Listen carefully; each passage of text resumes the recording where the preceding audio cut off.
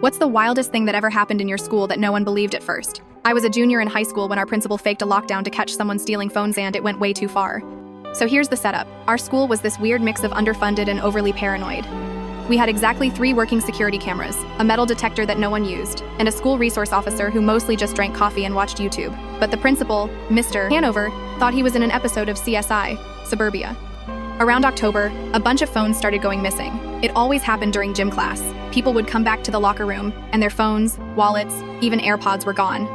Teachers started giving talks about responsibility, but it was clear someone was going locker to locker during class and grabbing whatever they could. It got worse every week. I had a friend, Will, whose mom had to replace his phone twice. He started taping his gym locker shut with duct tape like it was Fort Knox. After about a month, Hanover got involved. He made this huge announcement about new security protocols, and everyone thought he was just bluffing. Then one day, everything changed. We were sitting in 4th period when the intercom crackled on. "Attention teachers, we are going into lockdown. This is not a drill." Now, we'd done drills before. This felt different. The voice was too calm. The doors locked. The halls went quiet. It was dead silent for about 10 minutes. Then we heard footsteps, multiple people walking down the hallway, slowly, stopping at each classroom. We heard some doors open, then ours. Mr. Hanover walks in, wearing gloves and holding a clipboard. Behind him is the SRO. Both of them just stare at us. "No one move," Hanover says. "This room has been randomly selected for a search." We all exchanged looks. Our teacher looked just as confused as we were. The SRO goes straight to the back of the room to Jake. Now, Jake was the kind of guy who always flew under the radar. Not super popular, not a troublemaker. He had one of those faces that just screams average white teenager. They ask him to open his backpack. He refuses. They tell him they have probable cause. Apparently, they had proof that he'd stolen a phone that morning. He still refuses. Hanover starts talking about bringing in real cops. Finally, Jake sighs, opens his bag and pulls out 6 phones. 6. One of them still had the owner's lock screen showing. The SRO just nods like he's been expecting it. But here's where it gets weird. Later that day, it came out that this wasn't a real lockdown. Hanover faked it. The whole thing was staged so Jake wouldn't have a chance to ditch the phones.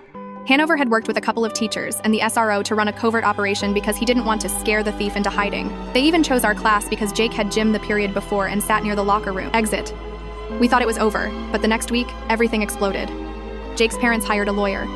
Apparently, Hanover had violated all kinds of school policies and probably the law by staging a fake lockdown and searching Jake's stuff without a real warrant, or even contacting his parents first.